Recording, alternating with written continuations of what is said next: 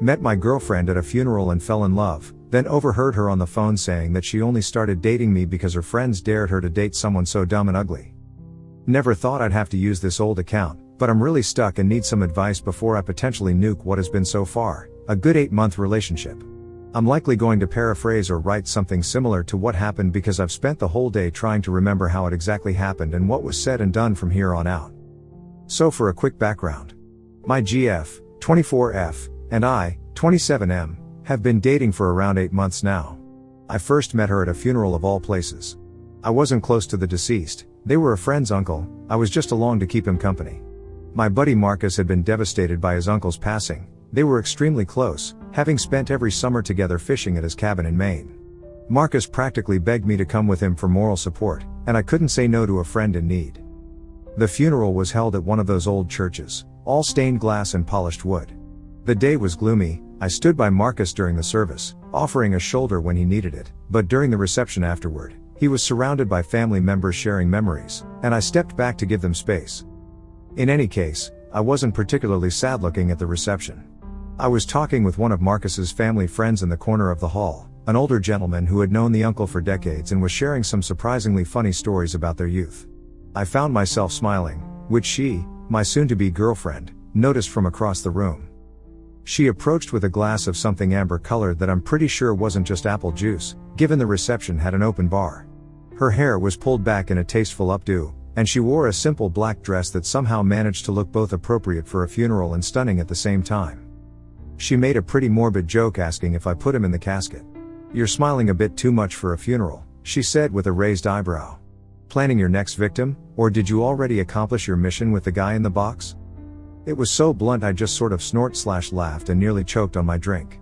The elderly gentleman I'd been talking to excused himself with a knowing smile, and suddenly it was just the two of us. We got to chatting all afternoon, finding ourselves in that strange bubble that sometimes forms at somber events, where you connect with someone unexpectedly. I learned her name was Ellie, and she was the deceased's neighbor's daughter, practically family by extension. She'd grown up calling him Uncle Joe despite no blood relation. I told her about my friendship with Marcus, and somehow the conversation flowed from there to our jobs, our shared love of obscure indie films, and our mutual hatred for olives on pizza. By the end of the wake, I had her number in my phone, and a strange feeling that something significant had just happened in my life. As I drove home that evening, I couldn't stop thinking about her. Meeting someone at a funeral seemed like the start of either a terrible rom-com or a horror movie, but something about her felt different. She was funny, witty, pretty, and a genuinely fun girl to be around. So of course I took a chance and asked her out 3 days later, which she accepted rather eagerly. My ego was through the roof at that. Our first date was at this hole-in-the-wall ramen place that I'd discovered a few months prior. I was nervous she'd find it too casual, but she seemed genuinely excited about it. We sat at the counter, watching the chef work his magic, and talked for hours about everything and nothing. She had this way of making me feel like I was the most interesting person in the world, asking thoughtful questions and actually listening to my answers. After dinner, we walked around downtown, stopping for ice cream despite the chilly weather. I remember thinking how refreshing it was to be with someone who didn't take themselves too seriously. The date ended with a surprisingly intense kiss against my car that left me dizzy and planning our second date before I'd even driven away. That weekend, we went hiking at a nearby state park, and I was impressed by her enthusiasm for climbing over rocks and wading through streams in pursuit of the perfect view. By our third date, a cooking class where we both failed spectacularly at making soufflés, I was already falling hard. The first 3 months flew by. She introduced me to her apartment, I introduced her to my friends, who immediately took to her charm and quick wit. Eventually, we started spending more nights together than apart, and at the 6-month mark, when my lease was up, it seemed natural to suggest we move in together. We found a 2-bedroom house to rent, with a small backyard where I could grill and she could start the vegetable garden she'd always wanted. It wasn't much, but it felt like hours, and I loved coming home to her every day. I hadn't met many of her friends yet, which I thought was a bit odd. She'd introduced me to her parents early on. But she always seemed to have excuses for why I couldn't meet her friend group. They were busy, or events got cancelled, or someone was going through something complicated. I didn't push it, figuring she'd bring me around when she was ready. Looking back, I should have seen that as a red flag, but I was too smitten to question it. In my mind, we were building something real and lasting. I'd even started casually browsing jewelry stores, thinking about what kind of ring might suit her hands. I came home a little earlier from work last night, I was covering a shift and the bloke I was covering came in anyway, so they didn't need me for 8 hours. My boss Jeremy had practically shoved me out the door, saying go surprise the girlfriend of yours. Maybe pick up some flowers on the way. I thought it was a great idea. We'd both been working long hours lately and hadn't had much quality time together. So I stopped by this little florist shop near our house and picked up a bouquet of sunflowers. The shop owner even threw in some baby's breath and wrapped it with a ribbon when I told her they were for a surprise. I was feeling pretty good about myself, imagining the smile on Ellie's face when I walked in. Anyway, I came home earlier than planned and the front door was unlocked, which wasn't unusual. Ellie sometimes forgot to lock it when she was home alone. I could hear her laughing from the kitchen, that full-bodied laugh that had first drawn me to her. I assumed she was watching something funny on her laptop while cooking, as she often did. I quietly set down my bag and the flowers, planning to sneak up and surprise her with a hug from behind. But as I got closer, I realized she was on the phone with someone. I was about to surprise her with a little jump scare when she said, and I quote, "I never meant for this whole thing with BF to last so long. I'd never normally date someone like him." I froze in the hallway, my heart suddenly pounding in my ears. There was a pause, and then she continued, "I know, right? But he's actually really sweet. And the sex isn't bad either." Another pause, followed by more laughter. "Oh God, Tina, stop. I'm not that desperate. But seriously, you and Stacy were such bitches for making me do this. 8 months. Can you believe it's been that long?" My hand must have slipped against the wall, or maybe I made some unconscious sound of distress. She spotted me shortly after saying that. I admit, I made a noise I can't even begin to explain, and she heard me. Her head whipped around, phone still pressed to her ear, and her eyes widened in horror when she saw me standing there. I'd never seen someone go that pale before. The blood literally drained from her face, leaving her looking ashen and sick. She was all wide, teary eyes and quivering lips. "I'll call you back," she whispered into the phone, and then let it drop to the counter with a clatter. How long have you been standing there?" she asked. "Long enough," I replied. "What did you mean by that, Ellie? About never meaning for this thing to last so long?" She tried to approach me, but I stepped back, suddenly not wanting her anywhere near me. "Babe, it's not what you think," she started, tears already forming in her eyes. "Really? Because it sounded a lot like you've been dating me as some kind of joke," I said. "Is that it? Am I just some charity case to you and your friends?" GF then spent the next hour or so confessing that she never planned to date me, but once her friends found out she'd given me her number, they found a pic of me online and apparently found me so hilariously unattractive that GF just had to fake date me for a week to give me hope. She sat on our couch with tears streaming down her face as she told me everything. How her friends Tina and Stacy had always been the pretty popular girls since high school, and how she'd always followed their lead. How they'd looked me up on Facebook after she mentioned meeting someone interesting at a funeral, and had laughed themselves sick over my profile picture. They kept saying stuff like, "Seriously, that guy? With the receding hairline and the dad bod?" She explained, her voice small and ashamed. And Tina was like, "You should totally go out with him just once. Give the poor guy some hope before you crush his dreams." And I agreed. I wish I was joking. Her friends and apparently GF are all still stuck in their mean girl high school phase. These were women in their mid-20s, with careers and adult lives, still playing cruel games with people's feelings like they were 16 and ruling the school hallways. GF agreed, but I guess apparently forgot about it because we'd been dating for 8 months, not 1 week. She told me that she was stupid for agreeing with it and that I was a really good bloke, and that she really did love me, but she never expected to actually feel that way about me. After our first date, I was going to call it off like I promised them, she admitted, twisting her hands in her lap. But then you kissed me, and it was really nice. So I thought, maybe one more date wouldn't hurt. And then one more turned into another, and suddenly I realized I was actually falling for you. Why? Because I'm not her usual type of guy. When I asked her to elaborate, she mumbled that she didn't initially find me attractive at all, but after dating for a few weeks she stopped caring about my looks. My exes were all these conventionally attractive guys, she said, as if that would somehow make me feel better. You know, the gym rat type with perfect hair and teeth. But they were all such assholes in the end. You're different. You're kind and thoughtful, and you actually listen when I talk. I admit I sort of lost my temper here and called her an immature waste of my time. I told her I wished she'd just dumped me a week into dating, because to find all this shit out 8 months in, when I cared about her, loved her, was fucking foul. How am I supposed to trust anything you say now? I shouted, pacing back and forth across our living room.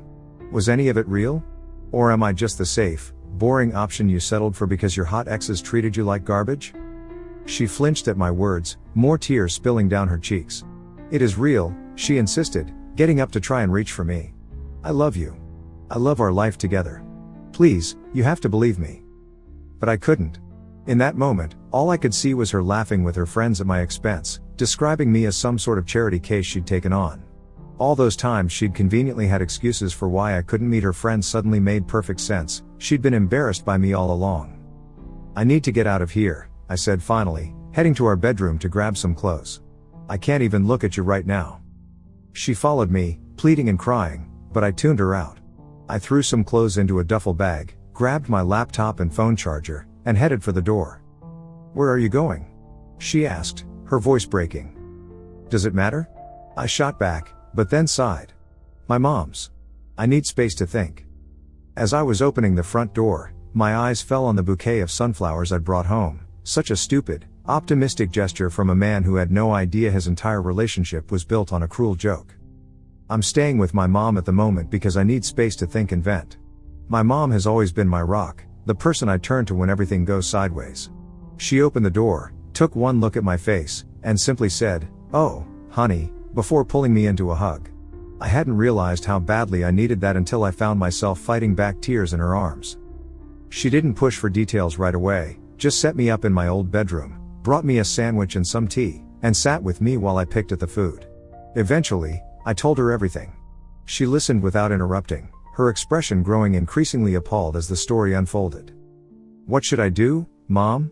I asked when I'd finished, feeling like a lost kid again despite being 27 years old. She sighed deeply. Only you can decide that, sweetheart. But ask yourself this, even if she does love you now, can you ever trust her again? And do you want to be with someone who would ever, even for a moment, treat another person that way? Those questions have been echoing in my head all night. Would I be TA if I dumped GF for this? I turned my phone off shortly after arriving at Mom's. I couldn't handle the thought of seeing messages or calls from Ellie, not until I'd had time to process everything.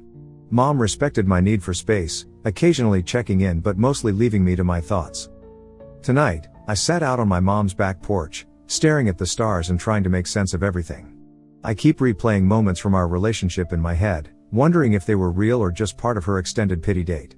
The way she'd look at me sometimes, with such warmth and tenderness, was that genuine, or was she just a better actress than I gave her credit for? 8 fucking months of my life. 8 months of building what I thought was a future with someone. All based on a lie. Edit. Wow, okay. Did not expect this much feedback, blimey. So I've turned my phone back on and it's a mess of texts, voicemails and missed calls. I've only listened to a couple but she's absolutely sobbing her heart out and pleading for me to come home so she can explain. Nothing from her friends mind you, just her. Says it all really. No idea what to do, but now I feel like rubbish. Update, 2 days later. First of all, thank you to everyone who commented. The good, the bad and the downright bizarre. Your perspectives have given me a lot to think about, and I appreciate the time you all took to offer advice and support. Now on to the update. So I eventually turned my phone back on after making the original post and was bombarded with voicemails and texts and whatnot. There were 37 missed calls, 19 voicemails, and over 50 text messages, all from Ellie. I only listened to a couple and GF was sobbing her heart out on all of them, more or less begging me to come home and let her explain. One voicemail in particular stuck with me. Through her tears, she said, "I know I don't deserve another chance, but please just let me talk to you one more time. I can't lose you like this. I can't lose the best thing that's ever happened to me because I was too stupid and insecure to stand up to my friends." My mom found me sitting on the guest bed, staring at my phone after listening to that message. She sat down beside me and put her arm around my shoulders. "You know," she said softly, "sometimes people do terrible things for reasons that made sense to them at the time, even if those reasons seem incomprehensible to everyone else. That doesn't excuse what they did, but understanding why might help you decide what to do next." To be fair, I didn't really have much choice but to eventually go back home anyway. It's a house share and I pay rent to live there. The lease has both our names on it, and I couldn't exactly afford to just walk away from that financial commitment. Plus my own mom was basically nudging me back out to let GF explain herself. "You don't have to forgive her," Mom told me as I packed up my things. "You don't even have to stay with her. But I raised you to at least hear people out, especially people you once cared about. So I went back home the next day, rehearsing what I would say in the car the whole way there. I planned to be calm, detached, to listen to her explanation without emotion and then make a rational decision. But all those plans went out the window the moment I walked through the door. She pretty much tore out of her room and threw herself at me. Her hair was a mess, her eyes were red and swollen from crying, and she was wearing one of my old university sweatshirts, something she often did when she was feeling particularly vulnerable or missing me when I worked late. She was sobbing and trying to talk but kept crying too hard between her words to sound coherent. "I'm so sorry," was all I could make out at first, repeated over and over between gasping breaths. "Please don't leave me. Please." I know I should have probably been angrier, but I hate seeing her cry. And she wasn't just crying, she was sobbing so hard she was having trouble breathing at a few points. Despite everything, I found myself leading her to the couch, getting her a glass of water, and waiting for her to calm down enough to speak. Eventually I got her to sit down and asked her to explain exactly why I should stay with a woman who not only got with me as a dare but also still laughed about it with her vapid friends 8 months on. "It wasn't like that," she insisted. "I wasn't laughing at you, I swear. I was laughing at how stupid I was for ever listening to them in the first place." I raised an eyebrow, skeptical. That's not what it sounded like from where I was standing. She took a deep breath. I know how it must have seemed. But please, let me explain everything from the beginning." A lot was said, and to summarize it so this update doesn't take all night, she more or less said this. Fake names for her friends, and I'm likely paraphrasing, but I've spent about 40 minutes trying to remember it exactly, so this is the gist of it. "GF, I didn't mean to ask you out on a dare, I wanted to date you before they even knew about you. I gave you my number first, remember? When Stacy and Tina found out I gave you my number, they looked you up on Facebook and found it hilarious that you were even trying with me. So they got this stupid fucking dare thing and told me to do it to give all uglies in the world hope." She went on to explain how these two women had been her friends since high school, and how their approval had always mattered so much to her. They were the popular, pretty girls who had inexplicably taken her under their wing when she was the awkward new kid with braces and hand-me-down clothes. "I owe them a lot," she said, staring down at her hands. "Or at least I thought I did. They were there for me through my parents' divorce, through my first heartbreak, through everything. But they've always been mean. I just never thought they'd be mean to someone I cared about." Me, wow, real mature. "You do remember what you said on the phone to whoever it was, right? That you never meant for us to last this long? You told me I wasn't your type? What's your type, GF? Not me, right? Too ugly for you." I couldn't keep the bitterness out of my voice. Every insecurity I'd ever had about my appearance, all of it came rushing to the surface. "GF, stop saying that. You're not ugly. You're just not the type of bloke I'd have picked to date long term. But I was wrong, babe.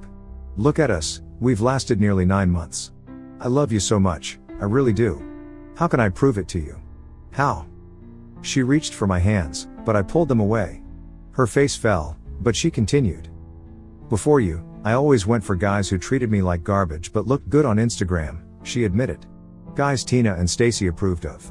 Guys who made me feel like I had to be perfect all the time or they'd leave.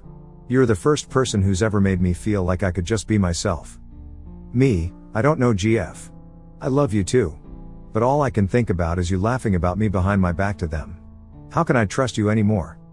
The thought of her discussing our relationship with those women, possibly mocking intimate details or making fun of my appearance, made me feel physically ill. "GF, I wasn't meaningfully laughing at you. I swear I wasn't. I just don't know how to handle Tina any other way. She's always been like this. And I just go along with it to keep the peace."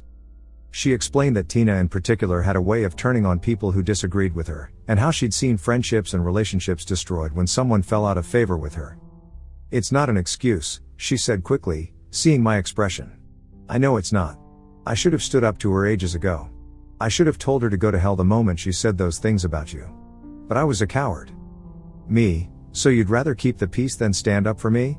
Is that what you're saying? GF, you're twisting my words, babe. Me, no I'm not. God, why should I stay with you, GF? Seriously, give me a reason? You laughed behind my back. You dated me on a dare given to you by Tina and Stacy, right? And you're still friends with them? You chose them and their cruelty over us and what we have? GF, we've been friends for years though. Me, I fucking give up. At this point it was just a back and forth of me trying to walk away and her professing her love and defending her friendship with the Wonder Twins while trying to make me sit back down. She followed me from room to room, alternating between tearful apologies and attempts to justify why she couldn't just cut these toxic people out of her life. "You don't understand what it's like," she kept saying. "They know everything about me. They've been there for every important moment in my life. Except the last 8 months," I pointed out. "You know, the months you've spent building a life with me." That seemed to hit her hard. She stopped in her tracks, her expression shifting as though she was seeing something clearly for the first time. "You're right," she said quietly. "They haven't been there. They didn't help us move in.